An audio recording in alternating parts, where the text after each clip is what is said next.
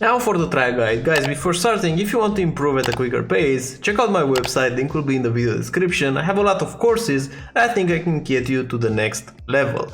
Now going into the track guide itself, for turn 1 you really have to be tight around the right side to travel the shortest distance up until you get there. And in terms of a reference for braking, you will be looking at the boards on the right side. When you see the 500, you should be already on the brakes.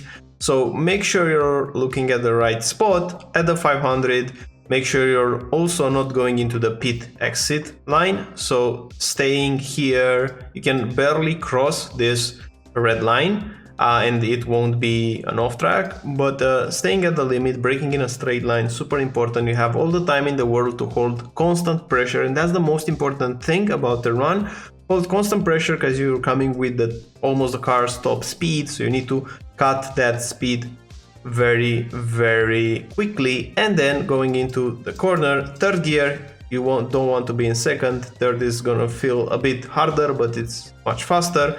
Don't touch the white curbs here, because you need to cut the curb, but cut it all the way to the red and white. Don't go on the top on these spiky white ones, because it will push your car in a bad way. Now, the moment that you're hitting the curb, you should be pushing your throttle. Now, staying tight on the right side. Reference for braking here will be the moment that you don't see the Acura signs in your windshield. So you're going in a straight line, you're almost putting the car in a straight line towards the wall on the left. When this Acura sign it's disappearing from your windshield and you see just the red one, that's the moment that you're gonna be applying the brakes. You wanna brake in a straight line, almost in a straight line. Getting very close to this wall here is super crucial to open up the corner. In third gear, then second, the moment that you hit the curb on the right side, then you need to use the steering wheel a lot, because we need to make this sharp turn. And when you start to see the exit right here on the right side in your windshield, you should be pressing your throttle, getting very close on this wall once again, because we want to be all the way on the left side. For the next corner, the reference for braking will be the black board here, the second one. When we don't see it anymore, that's when we're gonna be applying the brakes. You want to get once again very close to this curb, but this time you can go completely on top of it because you have the space to land. So make sure you're cutting it a lot, push the throttle, use all the space around here. And now we're quickly again into another braking zone. As a reference for braking here, I found that it's really good this darker part on the left side. As you can notice here, the tarmac has two different colors on the left side of the red line. One it's a bit darker, one it's a bit brighter. When the dark one ends, like right now, you should be applying the brakes. So it's a very neat reference around here, because it's literally in front of your car, and you're also making sure you're using all the track, because you have to put your left tires to the left of the white line, brushing the wall once again. In third gear, cutting the curb once again very hard. You really need to take advantage of the car's suspension and mount these curbs. Now going into the next corner, around here, reference for braking will be the 200 board. At the 200 or slightly before it, you're gonna be applying the brakes.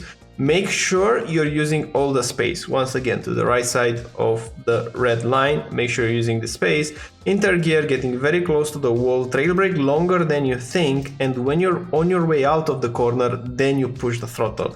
Don't push the throttle earlier than that, stay longer on the brakes, because you need that rotation to help you with it, because you have to push the car immediately back towards the left. Don't lose time here with your steering wheel straight, don't relax mid-corner, because you need to push the car towards the left side. Super important. Once again, the 200 meter board will be your reference, exactly like last time. Gonna be applying the brakes in a straight line, hugging the wall, going into third gear and cutting a lot this curb, because this curb is almost non-existent. It has a very flat surface. You can take advantage of that. It will still give you a bit of oversteer on your way out, because the tire goes up and down on it, but it's still gonna be fine. And now on the big straight, you just want to minimize the steering wheel input, so aligning yourself nicely on the left side. And now at the 400 meter board, pushing the brakes. It's super important to open up. You see, at this point in time, the tracks open up. We want to use it. very important. And close to 100 we will be committing to the corner, we're committing to the turn. In third gear, don't go on the anti-curbs on the top, just cut the red and white. Push the throttle on your way out, not at the curb, not when you initially meet the curb, a tiny bit later. So trail braking more is key. And now we get into the tricky section, the double apex part. So first of all, stay tight towards the left. We want to minimize the distance traveled. When you get closer to the curbs, you're gonna barely apply the brakes. Don't go on the top of anti-curbs too much, you just want to barely brush them. And then the car has to go a bit wider. You see there's a bit of change in color in the tarmac, so you want to stay in the middle part of the track and then quickly bring it back to cut the second apex. Be on the throttle earlier than the curb to make the car push, because now we have to cut these curbs, even the bigger ones, to position ourselves all the way to the left. The moment that you start seeing this almost square, this space around here, then you should be braking very hard in second gear and turning to a 180 degrees like this. Full 180, you need a lot of steering wheel angle to make it happen. Go to first gear the moment that the car allows you, so you should be spamming your downshift to make sure you're getting it.